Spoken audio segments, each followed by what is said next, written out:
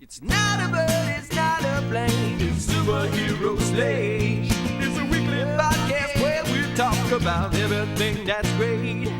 Like movies, TV, superheroes. It's Superhero Slate. Oh yeah. Hello everyone and welcome to Superhero Slate, the show where we run down the latest superhero entertainment news. We love TV, movies, and superheroes, so let's talk it all out. My name is Chris. And my name is, I conveniently forgot I had a can next to me, Mike. And this week, we've got our first trailer for Lanterns, upcoming show on HBO. Mm-hmm. We also get a first look at The Boys' final season. I think this is the first trailer, right? It kind of snuck up on me, yeah. And it's next month, so it'll be here before we know it. Spider-Noir goes to CCXP Mexico. This is a different one, but we love those CCXPs and more. Yeah, I didn't realize until just now because I know Daredevil is later this month as well. And we have another superhero show we're talking about at the very end of the episode. There's a lot of superhero television on TV, even though like Marvel has like mostly backed away from it. It seems like. Yeah, well, I mean, like DC's only had a couple things. Marvel's, again, like you said, paring back after Wonder Man was the last of the old. I guess Daredevil, Born Again is gonna be the first of the new. Animation, I guess The Boys is ending animation. We'll talk some about that later. So yeah, it's quite the year for properties. I was gonna say it felt like last year didn't feel like a drought, but like boy, they're hitting hard this year in that production cycle for sure. Mm-hmm. With that, I also want to say for people who did call it last week, Mike was correct. I actually did not have to edit in his can opening sound. We just couldn't hear it to the Discord. And because it would just cut it out. So people were like, oh, you edited it. I did not edit in Mike's can opening last week. That was actually all natural audio from his side. So don't worry. I age verified myself and my can of soda last week on Discord. So nothing was blocked. I was able to continue using the service. They pulled that back. They recoiled from that pretty quick. But yeah, people did it. I was talking to some people this week about the show, and they were like, "Oh, you edited it? I did not edit it in. It was all natural." That's the sound of Mike actually opening a can on the show for once. So, if you live near a Kroger or a Ralph's here in the United States, they have a soda sale going on right now where it's basically buy one get one for free. So it's like buy 3 get 3 12-packs. So we had some company over yesterday. And like just before they got here, I was like, oh, I don't really have anything to offer them like beverage wise. We're getting kind of low. So I ran out to the store and I was like, okay, well, I have to get like 6 12-packs to get the deal. And then I wanted to get a couple seltzers because you never know if you're, not most guests like are like us, Chris, where we're just like sickos for like zero sugar, like wild out there drinks. Like, oh, do you want this limited edition zero sugar, like Dr. Pepper, like dark berry Jurassic Park from 2019? And they're like, what are you talking about? Yeah. So I was like, I'll get some like seltzers too. And the seltzers were also like buy 3 get 3 free. So my cart weighed like 1,000 pounds on the way out to the car afterwards. But that being said, I got like a wealth of beverages to pick from, but I went with the standard Diet Mountain Dew for the show today. You're like your own little soda addict over there, the account that we follow. Oh, you got to follow that guy because it's the only way you can make yourself feel sane. If you're drinking like 2 Diet Cokes a day and you feel guilty about it, just go check out the Soda Addict. He'll probably make you like throw up, watching him. Then you'll feel a little bit better after your second Diet Coke. It's funny. I was at work this week, and they do like an Instacart. We get snacks and drinks for guests and the people in the office. And I was holding the door open, and the lady just kept bringing in cases of Diet Cokes. People in my office go through cans of Diet Cokes like it's nobody's business. And I was like, I need to find the finance people and have them do the math. Would it be cheaper if we just got a fountain machine in the office? So I've been. Now you're talking. I've been pitching that around. I've been using my Soda Stream a little bit more this week, just to mix and match some flavors. So, but I was like, oh, we really should get a fountain machine here based on how many Diet Coke cans are coming in here, or something. I don't know, but that's what I was thinking of. But before we get into some of the stuff, Mike, I want to get this out of the way. So we at the end of the show, we always tell people how to become a super fan. Now, I don't guarantee everyone listens all the way to the end of the show, but how do people become super fans of Superhero Slate, Mike? Oh, you share the show with a friend or share the show with a buddy. That's right. And I want to give a shout out to two people this week. One, I'm going to give a shout out to Kevin from RedTag. I was there when he shared the show in a room full of people. So I witnessed this super fan event happen in real time. So I was there to verify it. We got to authenticate it. No, I'm kidding. I just want to say thank you for listening and sharing the show with people. Then also I want to give a shout out to Jacob from Hazard, Kentucky. Jacob, thank you for listening to the show, and we hope you keep tuning in every week because we will be here every week, as Mike says. At the end of the show, but we'll give a shout to those because we again bring that up at the end of the show, how to become super fans. So let's figure out in this episode we'll give a shout to our new super fans and remind people how you can do that. Just doing that. But Mike, you looks like you got to go see a movie this week. Yes, and I did. I gotta ask. Before you get into it, I have to ask one thing. Did you take your child with you, or was this a childless movie?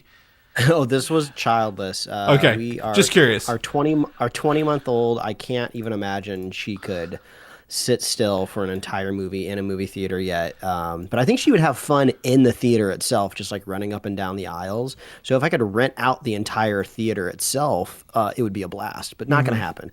So while the kid was in daycare on Friday, we snuck out and we watched Hoppers, which is really crazy for us because I feel like historically, whether it's a Disney animated film or a Pixar animated film, I almost never make it a point to go to the theater to watch these movies. No. I just feel like, there's nothing like spoilery here. Nothing's going to like get me. Nothing's going to scoop me. A lot of like the film algorithms that I get caught up in, don't really bother like over analyzing these animated movies. So I just don't have to worry about it being too spoiled. But I don't know. The trailers for Hoppers were just really intriguing to me. I was really excited to see that they brought in kind of a fresh director outside of Pixar. I mean, I guess props to Pixar for like home growing their talent. Usually their directors are like former storyboard artists or writers or, producers or something like that. But the director of Hoppers was the guy who created like We Bare Bears over at the Cartoon Network. So I don't know exactly how he got connected with Pixar. Who knows? Maybe he interned there when he was younger. But I was like, I like this idea. And every time I watched the trailers, I was like, this feels fresh. This feels like a movie that's funny, that's written to be funny, animated to be funny. And if there's a message involved, it's almost secondary and it's more about just like laughing and having a good time. And I was like, this will be like a nice change of pace. As much as I love like tearing up at a Toy Story movie because they're like beautiful and amazing, I was like, okay, this will be fun. So we made it a point to go see it, and we had a great time. I was really happy to kind of see the reviews were positive before we even got to the theater on Friday. So I was like jazzed and ready to go, and it's pretty freaking like funny. Like there's a really kind of out of nowhere, like kind of shocking turn about halfway through the movie that you don't expect to happen.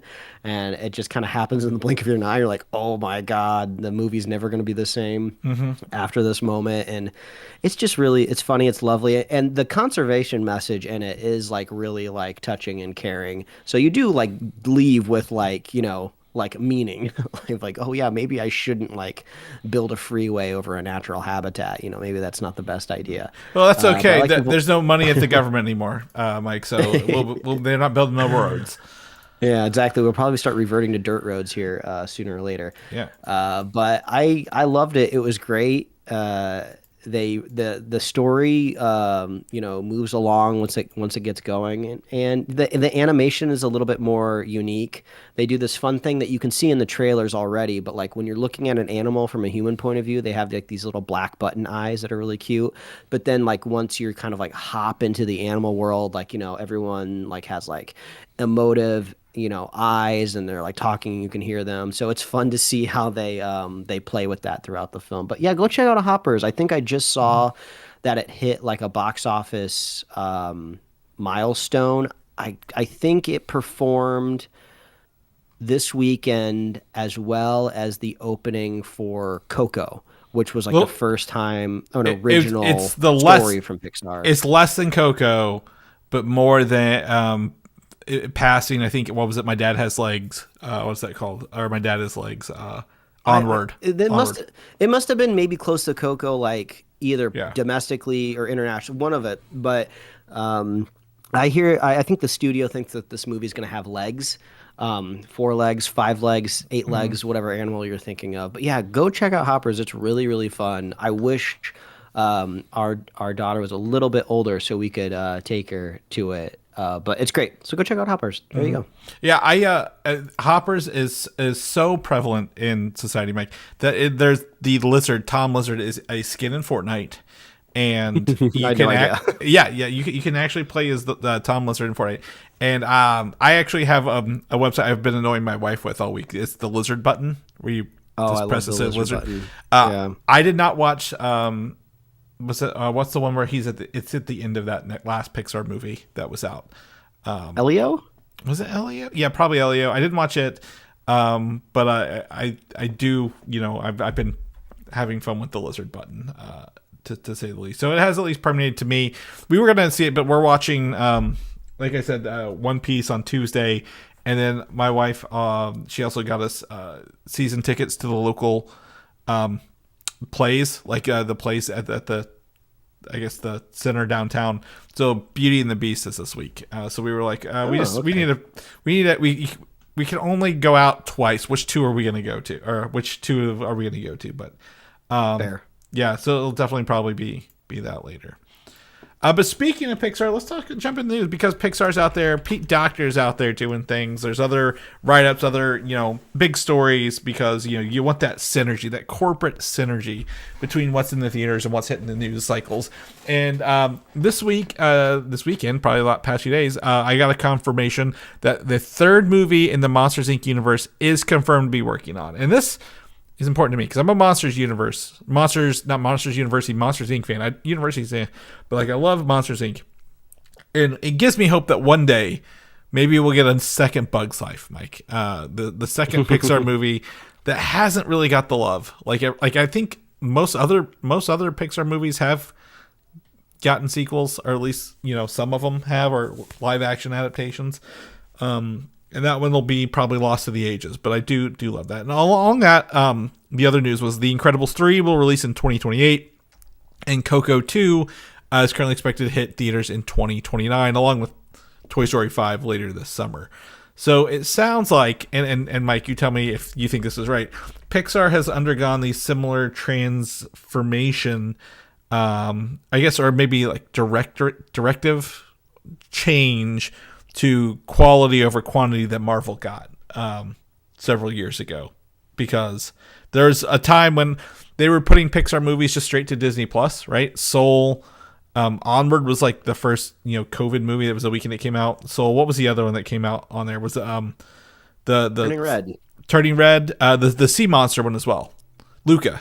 I think Luca also went straight there. Mm-hmm. So I think this is a turning point for them, and looks like they're going back to, I would say, safety nets, but franchises people are familiar with rather than all new ones. I was excited to see the I think it's Domi Shi. I don't know exactly what her name was, but the director of Turning Red was announced that she's going to do the studio's first musical movie, which is pretty exciting because that was kind of usually the delineation, right, between a Pixar animated film and a Disney animated film. It's like Disney did the song and like Pixar's did the what inanimate objects is coming to life. So I'm kind of curious to see what Pixar's take is going to be on a musical film. Mm-hmm. Yeah, and I thinking back on Turning Red, it very much has the boy band soundtrack in it. It is a lot of music in that one as well. It is kind of interesting. Like I figured, to me, when I think of that, I think of Soul as well. I mean, it's essentially a very much a musical, the musician and the afterlife thing. So definitely some opportunities there. But yeah, it sounds like they're moving forward with some old stuff and some new stuff all at the same time in the Pixar world. Moving on to is this surprising that a Game of Thrones movie is in the works, Mike? Do we? I guess not. Yeah, I feel like there was a time point where they were like every Game of Thrones, all the things, and then they were like, actually, hold up, we're not gonna do that. But we recently they had the success of what's the dragon one, House of Dragons. House of the Dragon. Yep. Yep. Was it Night of the Seventh Kingdom is doing really well right now. I've heard only good things from it.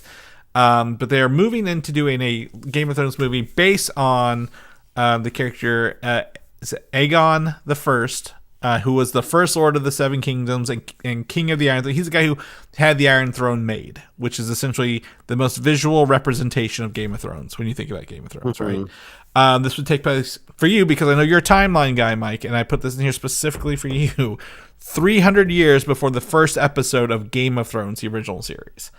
Which is helpful. And I had to look it up because I wanted to know how close this was to House of the Dragon.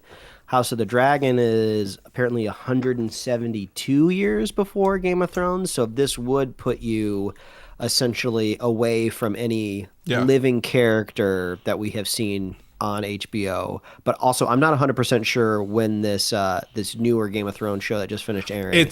I don't know what the timeline on that one was. It's 80 years before Game of Thrones. Wow, they're really just bipping and bopping around that timeline. That's okay. They don't have. It reminds me. I'm going to be honest. It reminds me of what is that Western show that Harrison Ford was in recently? Kevin Costner. Was that like a Taylor Sheridan show? Yeah, the Taylor Sheridan shows are always spaced far enough apart where you're like, oh, we're relatives to the people in the next show, but we're too old that they won't be in here, kind of thing. So it feels a lot like that universe. But yeah, continue.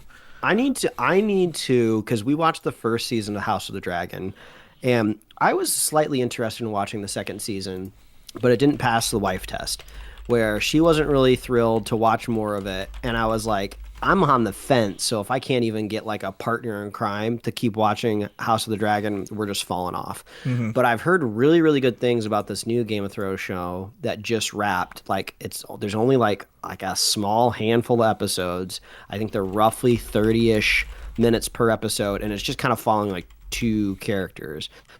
I hear it's like oddly funny, or at least in some parts or some episodes. So I might check that out, and maybe that'll get me Game of Thrones pilled again.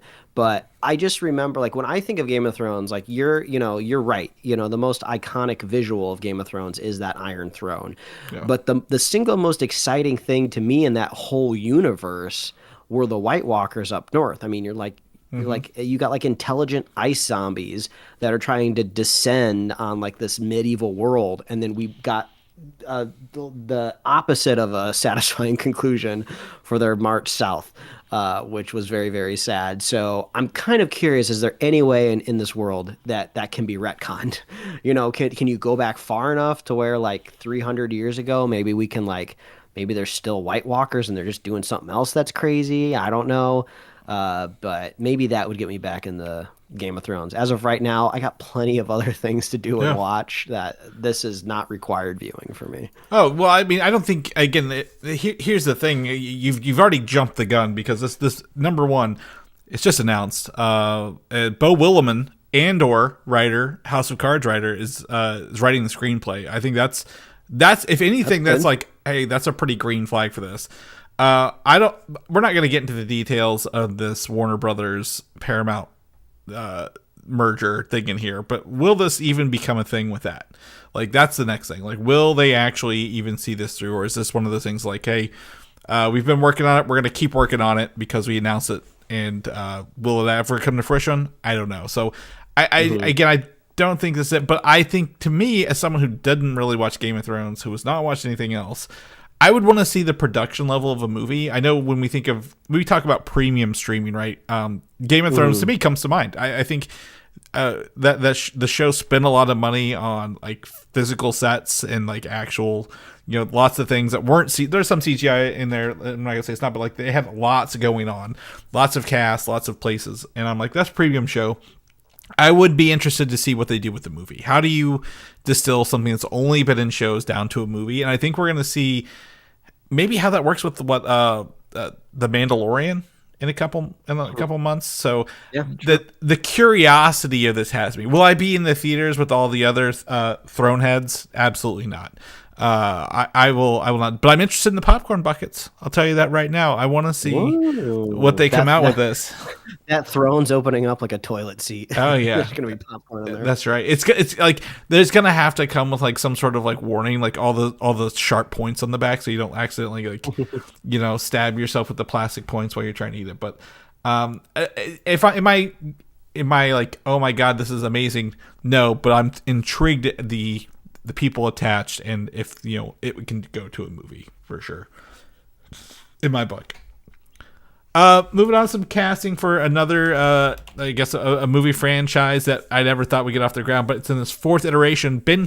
Sir Ben Kingsley of Wonder Man fame this year, success in Wonder Man and other movies he's done over his illustrious career, has joined the cast of the film. Now we're not sure if he's a voice actor or like a live action actor in here. They've not said what he's doing. It's a mysterious role. But along with that, I think this was probably last week or 2 weeks ago, but Amy Rose, the love interest for Sonic, we see at the end of Sonic 3, will be voiced by Kristen Bell in the upcoming movie. I honestly never thought we'd get 4 Sonic movies, Mike. If I'm going to be transparent, after the blowback of Ugly Sonic, would I have said, yeah, we're going to have four movies, a couple spinoffs, and a TV series? I'd have bet against it, but here we are.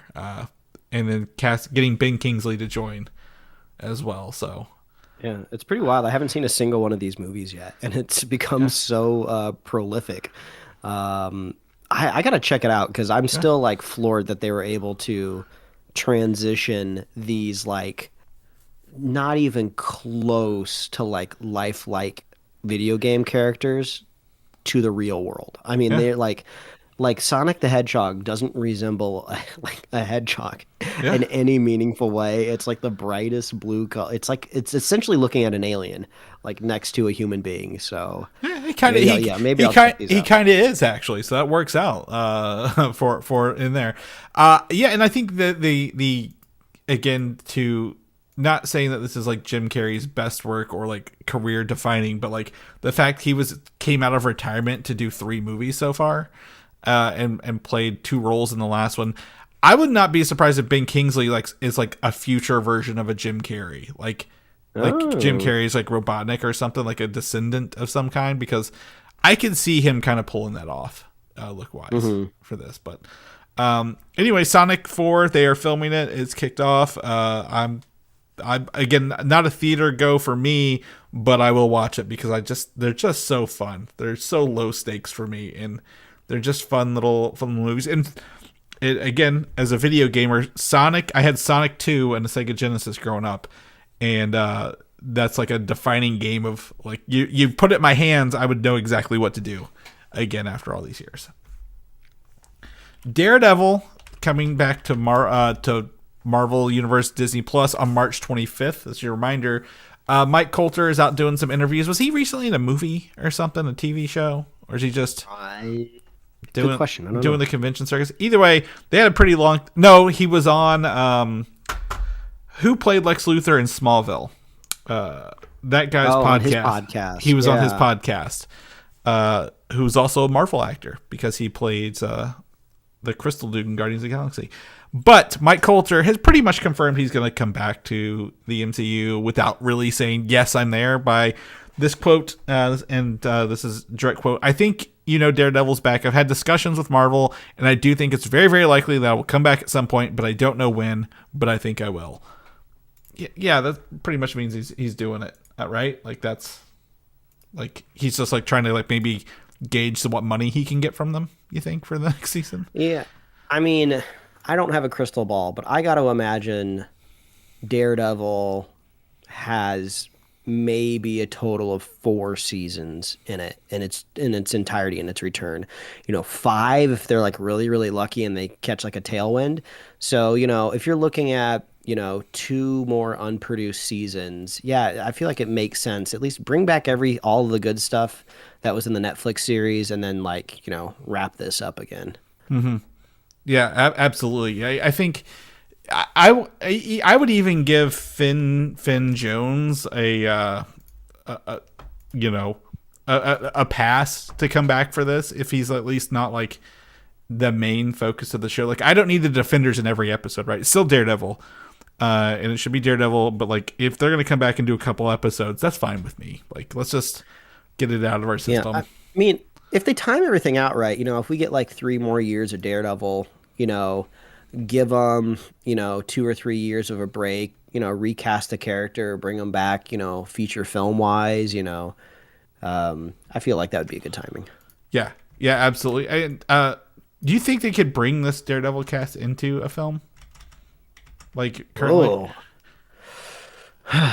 I mean, I always have the comic book splash screen in my head for Secret Wars. I think we're getting everybody on the screen. Yeah. So technically everyone will have their film debut here, and Secret Wars isn't next year, right? It's the year after? No, 28 or 27? No, 27, exactly 1 year. So this December is Doomsday, then 1 year later in December is Secret Wars.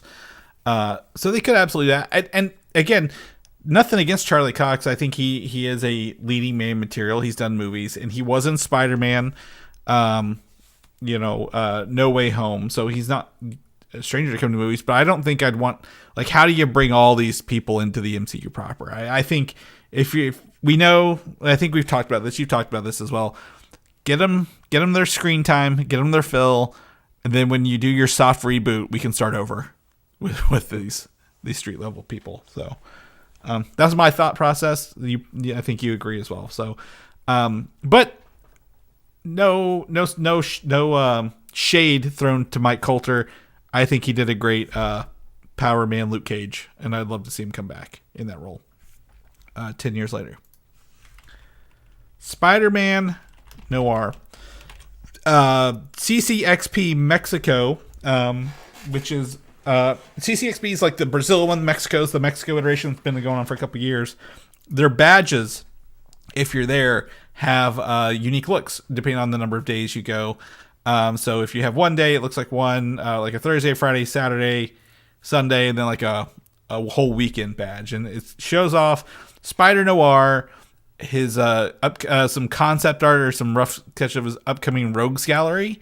And we actually get our first look at Brendan Gleeson as Silvermane, alongside their Black Cat Hardy on that one. But some of the cool things, we get to see Sandman, played by Jack Houston, Electro and his powers, played by Joe Massengill, and a mysterious character, we don't know who he is, played by Abraham Popula, and he is, someone thinks he's Hammerhead or or Tombstone, not Hammerhead, or maybe one of, I don't know, all these Spider-Man villains, but like, this is pretty cool. What do you think? If I was going, I'd want to collect all 5 badges, if I'm going to be honest with you. Yeah. I always, I feel like this is almost more of a topic about CCXP. Like, we always forget about it, and then it shows up, and then there's always like another big news. We always forget that, like, south of the border, like, well, I guess Mexico is North America still. I always think Mexico is like Central America, but that's not it. Yeah. So everywhere else in America, that Little Bunny sang about, except for the United States, also really loves comic book movies, and I always forget about that. So their conventions always go super hard. But yeah, the badges are cool. Like, this feels exactly like something that would happen at San Diego Comic-Con for sure. You know, they love theming the badges. Yeah, we C2E2 always does that, but they always do like comic, and nothing against it. They do comic book art for the badges instead of like movies or TV shows I've seen. But I really like this. Like, it's kind of like a nice little reveal. So I'm thinking, because this takes place in late April, 24th, 25th, 26th, we're going to, when does this show come out? I actually am about to probably contradict myself. Do we have a release date for that? I think, is it May 25th? I think we'll have another trailer by then. But if not, they're going to give us our next big trailer at CCXP Mexico. I wouldn't be surprised if the audience down there got to watch like at least the first episode. Yeah. With the timing of it all. Are they going to get them in black and white? They're going to get them in true hue, full color. Ooh, we don't know. I'm going to watch it in color. I know I was talking to some people this weekend. I'm going to shout out to, Jason, Dave, Troy, and Jeremy, and Sarah. We went to a local Comic-Con across the river in Clarksville, Indiana. It was $7 to get in, Mike. Can you imagine going to a Comic-Con for $7? Put on by a local comic provider. There was a lot of books and a lot of merch in there. It was really neat. So it's just like, but you go for the fellowship with everyone. Like you're hanging out with your bros. We went and got wings at a joint afterwards and talked stuff up. But we were talking about this, like, what version would you watch this in? I think I'm gonna go with color. I think the true hue color, because I think it was filmed for color and being edited in black and white, and I don't think that'll be the same along the way. Mike, where's your head at? Just so those who listen will know kind of what your thoughts are on that for this. Oh God, what do I do? I feel like what I want to say is I'll watch this in black and white. But I feel like what's really going to happen is I'm going to watch the first episode in color, and then I'll be like, oh, let's watch the second episode in black and white, and I'll get 10 minutes in and go, no, I want to watch it in color because I'm lame. I'm not cool, and that's probably what's going to happen. I feel like this is how we also approach. Was it Zack Snyder's Justice League when he re-released? Mm-hmm. He did the color version in the 4:3, and then I think he also had the black and white version, but we never watched the black and white version because obviously we weren't going to go back and revisit that again. So I feel with you. I think I'm going to do the same thing and go for the color along the way. Maybe if it's really really good, or maybe if we want to do like a special like a comparison section, we could do both first episodes in black and white versus color. But time is of the essence. Time is money, and we don't get paid to be on the show. So we'll see what we can fit in under our belt for that one. But if you guys want to check out those badges, our links are in the show notes. You can see that video. It takes you to Instagram, and it looks like a pretty official video, right? Like, this isn't like a leak video. Someone took photos of these badges. Like, they're actually in 3D rotation on display for you to look at. So click on that.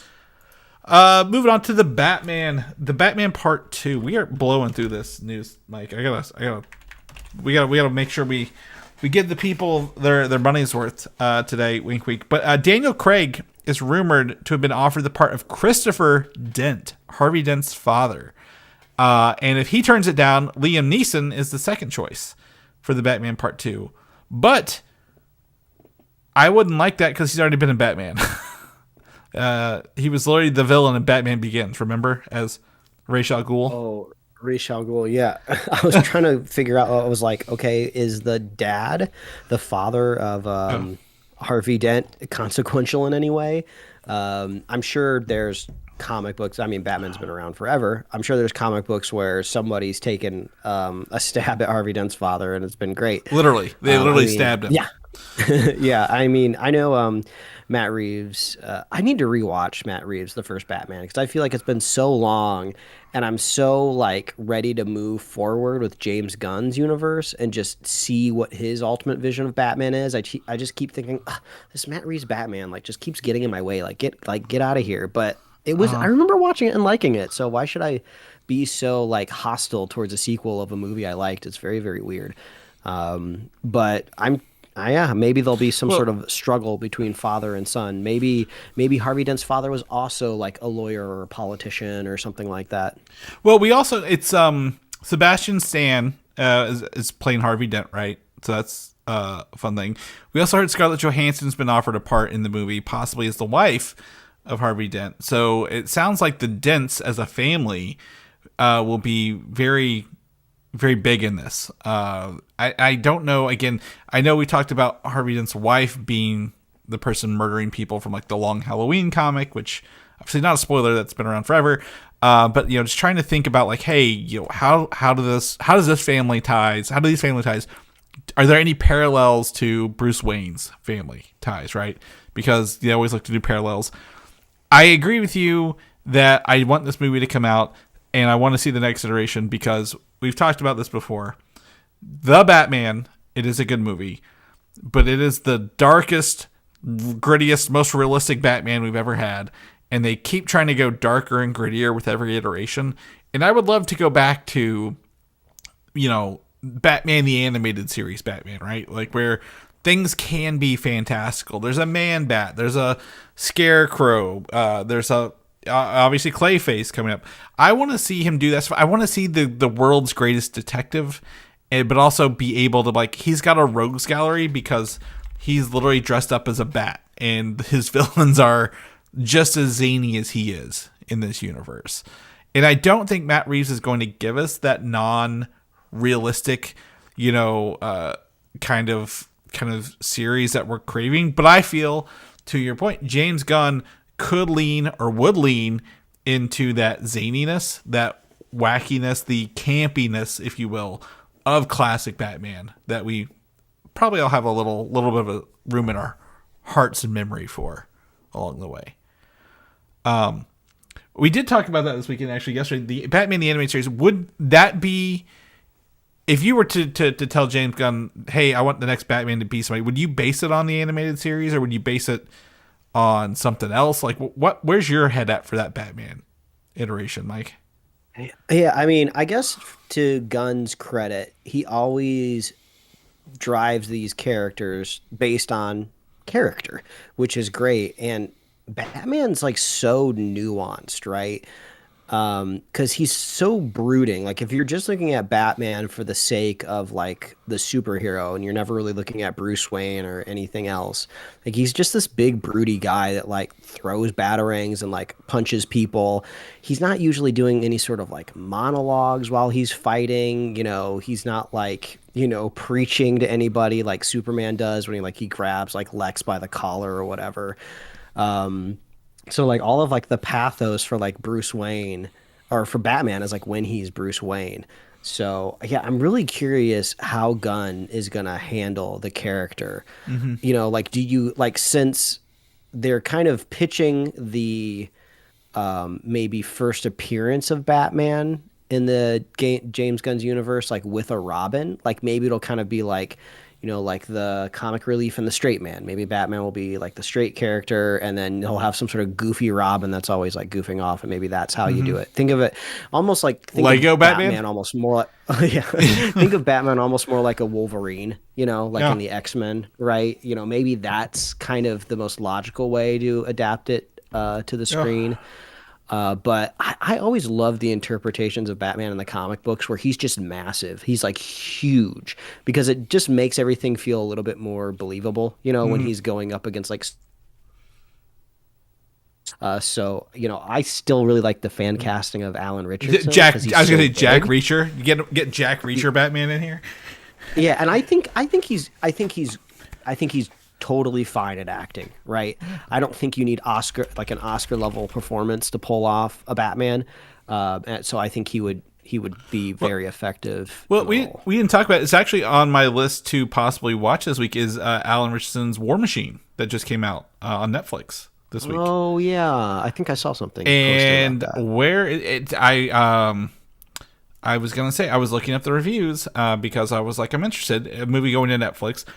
Is currently 75% on the popcorn meter and 70% on the tomato meter. So it's not it's not certified fresh, but it is still fresh, and people think regular viewers think it's a fun movie to watch.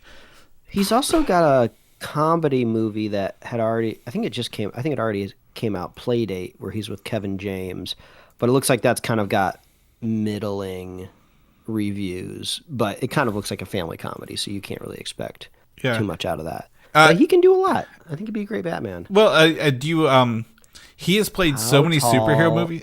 Yeah. Is Alan Richardson? Oh, he's 6'3". Hell yeah. Yeah. Wait, how tall is Robert Pattinson?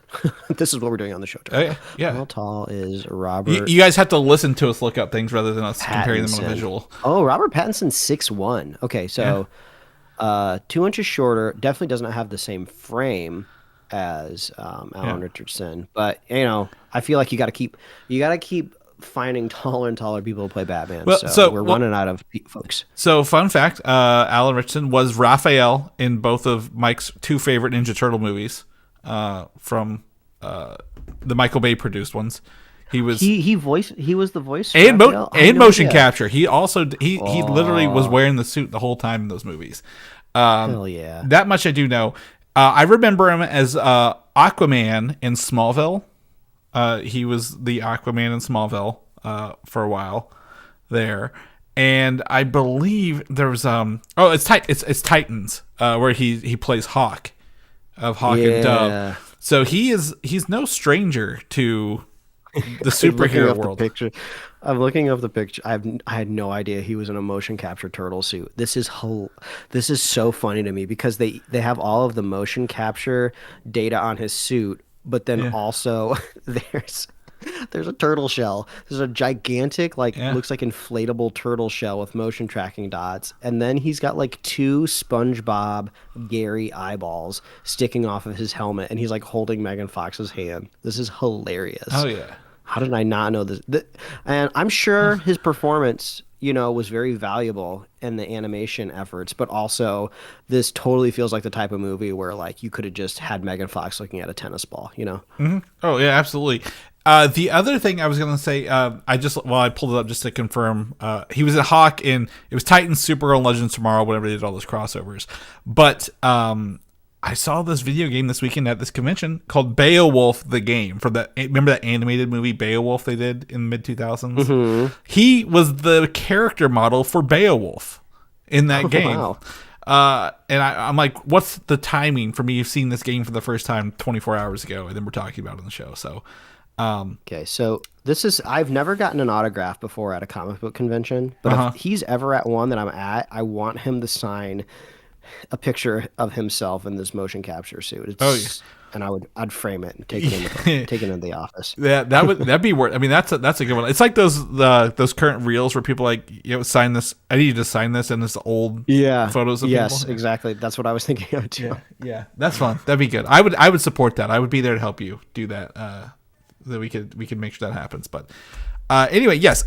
Long story short, Batman, Daniel Craig. The whole thing we've been talking about was actually Daniel Craig being here as a guy, and I think he'd be fine. Daniel Craig's he's a good actor. He's getting up there in age. He could probably pull it off. Harvey Dent's father, businessman, who's probably a lawyer of some kind. So I'm sorry, I'm still looking at pictures of Alan Richardson. There's a photo of. I'm going to send this photo. It's Richardson, by the way, for people who. Richardson. I keep saying Richardson. Yeah. Sorry, I'm messing up all of the AI scraping data. There's a picture of him from what looks like the Ministry of Ungentlemanly Warfare, where he is just, look at that bicep. Oh, yeah. Like, can you imagine that in a Batman cowl? That would be he makes him look bigger because he's wearing glasses that are too small for his face.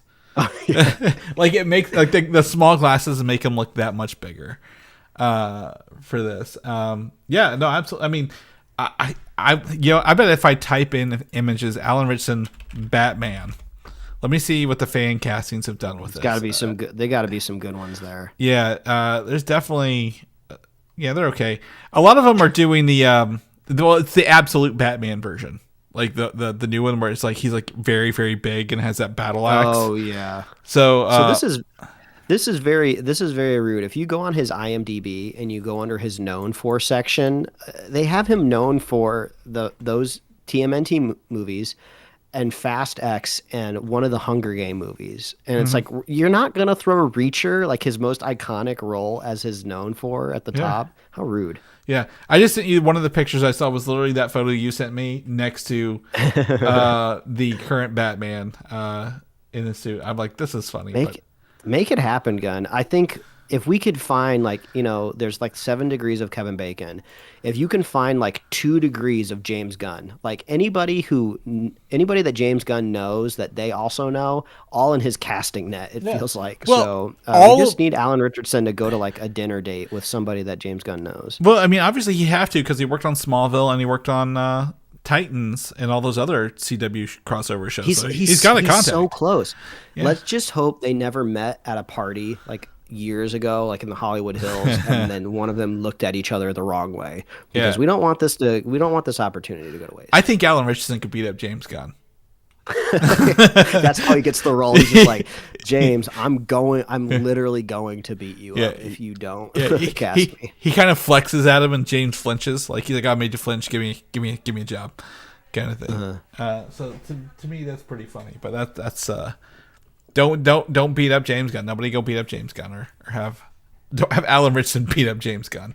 But yeah, that's pretty fun. That's some good stuff. But we'll see what they go with next. Again, also it's not Man of Tomorrow. What's it called? Brave and the Bold, and he has to be a dad to essentially a 10-year-old assassin child. So that would be very interesting to see them, like Alan Richardson, in that role, because this is probably 4 years away, with him essentially babysitting a child, who's trying to kill people, and he's like, "I'm Batman, don't kill people." So as an excuse to stay on the Alan Richardson, you don't need an excuse. Topic, It's allowed. I'm okay. So if you just go to his IMDb page right now, I had to double check because I wasn't 100% sure of how the UI shows this. I think Alan Richardson is literally number 1 on the IMDb star meter right now. Like if you look in the top right corner, he's number 1 out of the top 500. You know why, right? He had a movie come out this weekend. Well, I mean, still, not everybody that has a new movie goes to number 1. He must take his shirt off multiple times in the movie to get to number 1. I'm not on here. Oh, why is he Turtles and Fast? God damn it! It literally picks the 2 movies that are like under 6 stars. I'm like, pick the things he's rated for, people. We need an IMDb Pro account because I really want to know who's like number 2 right now, but they don't let you look at this top 100 anyway. They don't let you look at it anymore. Yeah. You have to just like bounce around the website to look for who else is in it. Yeah,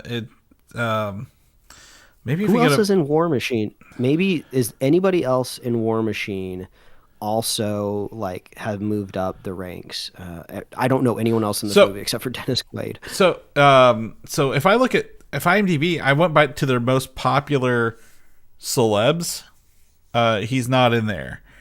Well, I think this is the problem with IMDb. If you Google like IMDb like top lists, people can make their own lists. So Google's gonna throw you so many celebrity lists, and you'll have no idea when it was made and who made it. This is IMDb charts, most popular sets as determined by IMDb users on the IMDb page.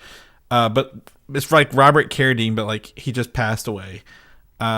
Robert Aramayo, who just did the I Swear movie with the guy's Tourette's kind of thing. But like he's not in here. But like, there's too many lists. There's so many lists, Mike. what do we do with this?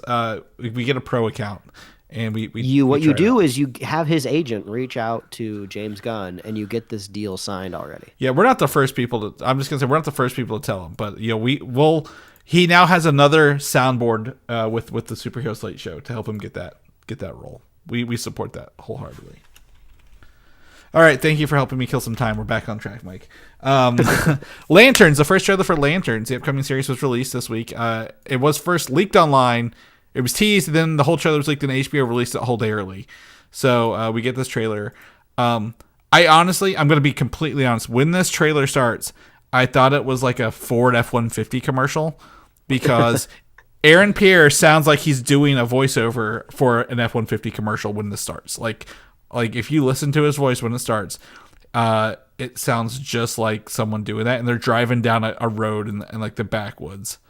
And I was like, oh, I'm listening to the wrong thing. And like, oh, never mind. This is actually it. But this trailer is I want to say is probably the first episode, right? Because they do that. A lot of this is from the first episode. Nothing's given away here, but they are teasing like a lot of like, I'm going to be doing this job as long as I'm alive. They're probably going to kill Hal Jordan in this. There's all the vibe I'm getting from this trailer, Mike. Whenever this comes out in August, what did you think of this before we get into it? It could be a killing. It could just be a passing of the torch. It could be a retirement. I don't know. Yeah. I love Kyle Chandler.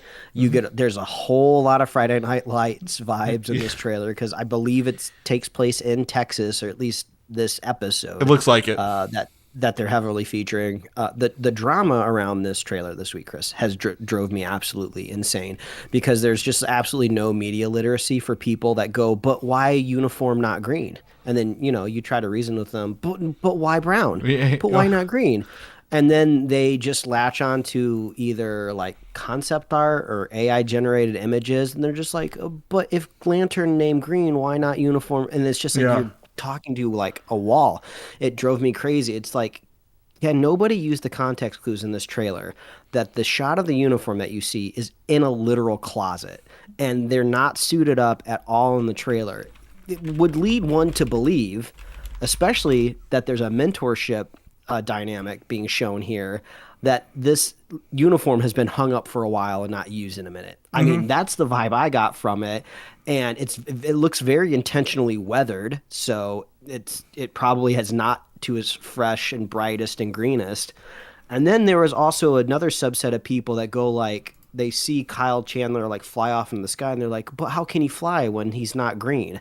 And it's like there was no green around Nathan Fillion in the Superman movie, and nobody was like losing their mind. So it's like there's like I know it's like a vocal minority, Chris. I know it's a vocal minority, but they really know how to juice an algorithm and to put it in front of my eyeballs. And it made me very mad this week. Well, I'm gonna share you a photo of a Green Lantern that I know. Back when he was essentially like he was becoming a villain as Parallax.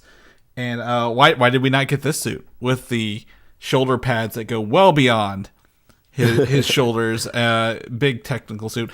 If I had to describe this to everybody, this is a very like 90s late humanoid Green Lantern with big shoulder pads, a cape, and very defined thighs. The suit doesn't need to be bright goddamn green. Like, he's also an Air Force person, so it looks like he took his Air Force suit, like a pilot suit, and infused it with some Green Lantern stuff. But like, I agree. Like that's the stupidest thing with this. As a Green Lantern fan, what he's wearing doesn't bother me at fucking all. Like, there are three things I'll go with. Number one, there is no Green Lantern powers in this trailer.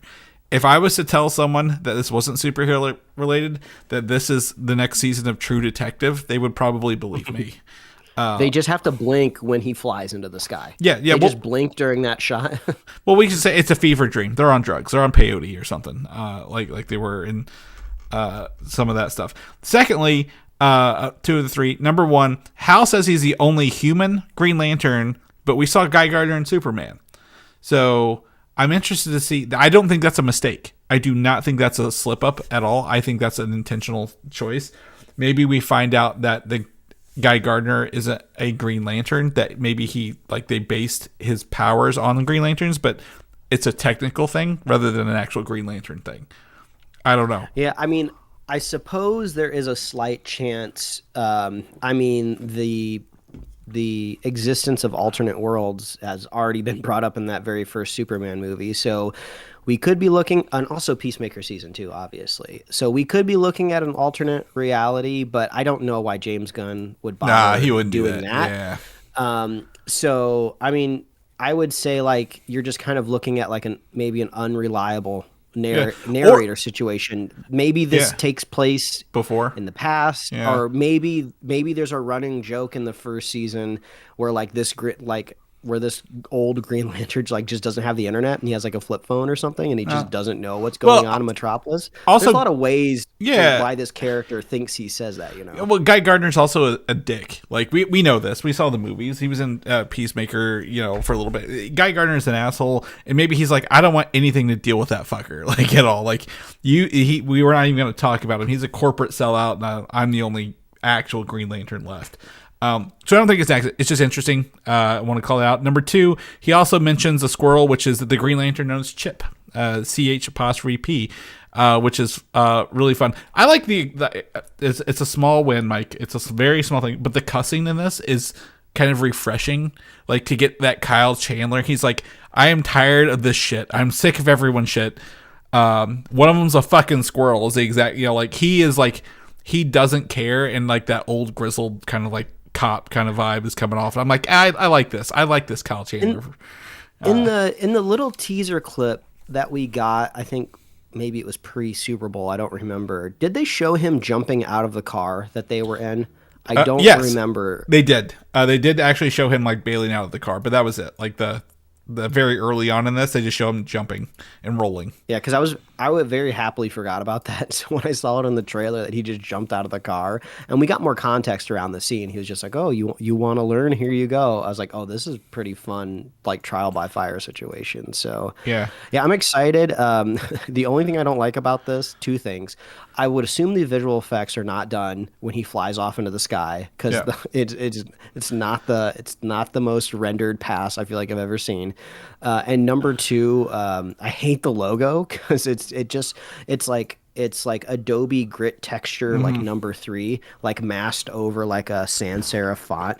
So I wonder if maybe there's like a story reason why it looks so basic, but that has nothing to do with the narrative. That's just marketing team or whatever. But Yeah. yeah, I'm excited. I'm excited for this. I love me some Kyle Chandler.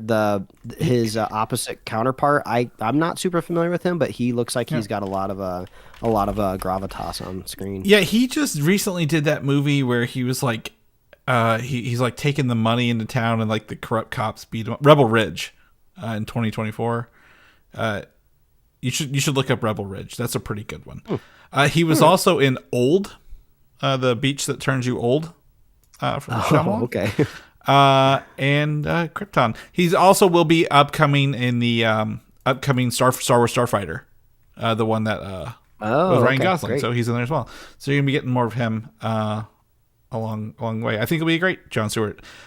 Pretty excited. It's in August on HBO Max, if that's its name, and it still exists when that comes out in August. So we'll keep it posted. The Boys season 5 trailer, the finale, the last season, dropped this week. Essentially gives us the plot. How's the show end? Homelander is no longer looking to control the world. He's looking for immortality. And he wakes up his dad, who asks him literally if it's an incest thing, which I thought was pretty funny. That hits the Boys' humor on the nose. Again, the show has broken the trends of the book. So how the book ends is not how the show will end. They've kind of differentiated that quite a bit. So we're excited to see that. Yeah, it's I'm excited to see this last season. I didn't watch the last one. I might just do a recap or a background watch because I do know the show ended, like season 4 ended like on the same status quo where it started, which is kind of, net zero. But I'll probably be watching this to see how it ends. April 8th is 2 episodes on Amazon Prime, and the finale is May 20th. They've already given out the release date for this, so starting next month, May is Boys. Like, I know you said the show has kind of already diverted from the comic books, and you're more familiar with how that story ends, right? Yeah.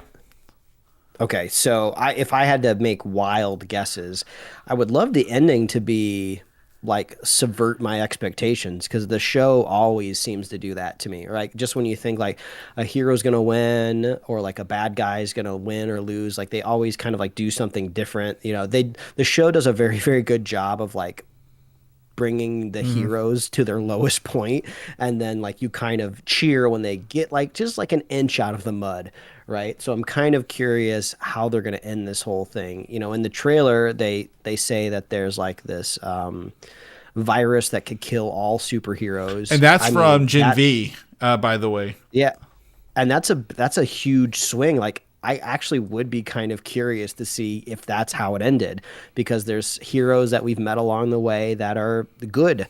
Even you see in the trailer, Carl Urban has power, so theoretically, I guess he would die under this. He's also got that tumor as well, remember, or the cancer, or whatever he has. Oh yeah, he is dying no matter what. So.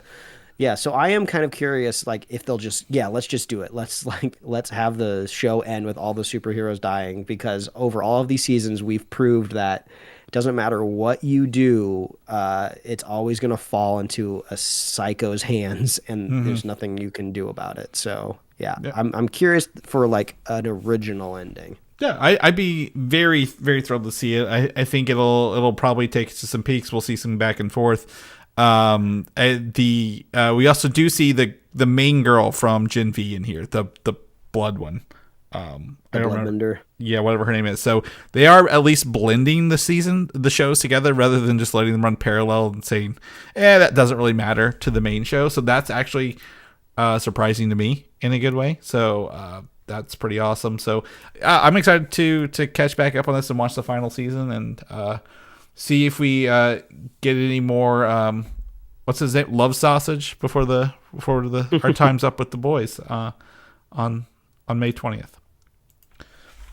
Lastly, we have a trailer for Invincible. This might be a week or two old, and Mike's not watching it, and that's fine because he wants to go in.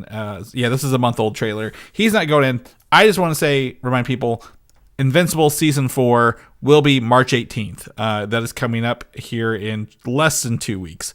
So for those who may or may not be getting the Invincible marketing, Season 4 will drop on March 18th. So as Mike mentioned, we are getting a lot of superhero stuff in March and April of this year along the way.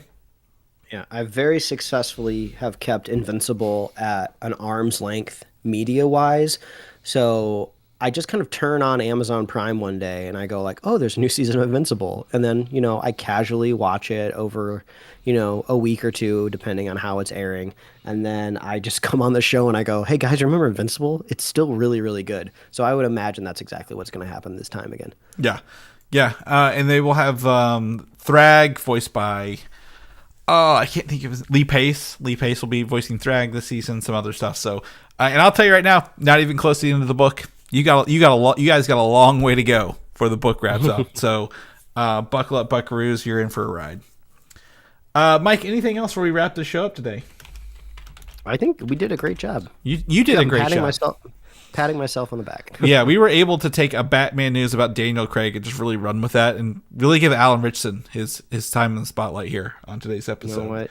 And I love that. He I'm sure he is living paycheck to paycheck and, close to setting up a GoFundMe for himself. So I'm glad we could be here to soundboard him. Yeah.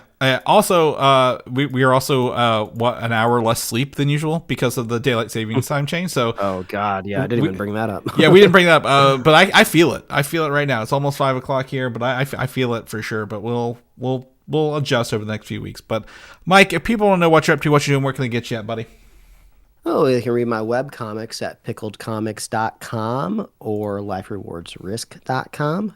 If people want to catch up with you, Chris, where can they find you? Find me on Instagram, Valdan87, VALDAN, or video games of the same name. If people know about the show, all these show notes are, all these links we put in here, all these trailers and videos, anything else we usually put, or past episodes, where can people get those goodies at?